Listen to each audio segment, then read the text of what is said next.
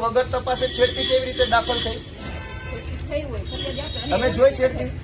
તમે જોઈ?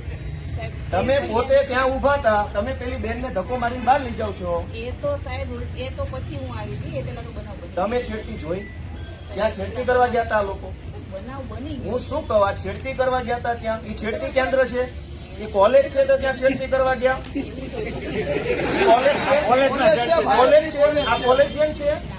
તો ટેકાના ભાવની ખરીદી કરનારા લોકો ખેડૂત પાસેથી પૈસા માંગે છે, એના માટે કોઈ એમને જાણ કરી એની માટે શું ને તમે કીધું તો તમે તો આનું શું છે?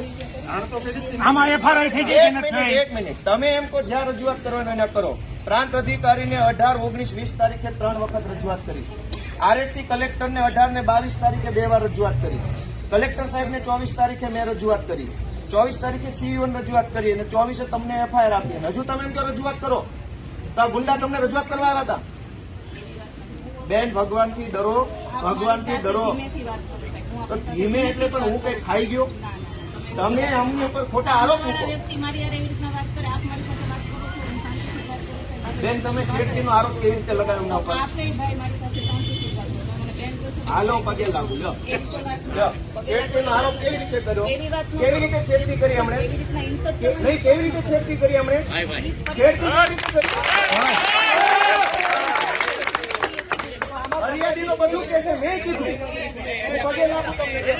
લો, પગે લાગુ. લો, છેડતી કેવી રીતે કરી બેન?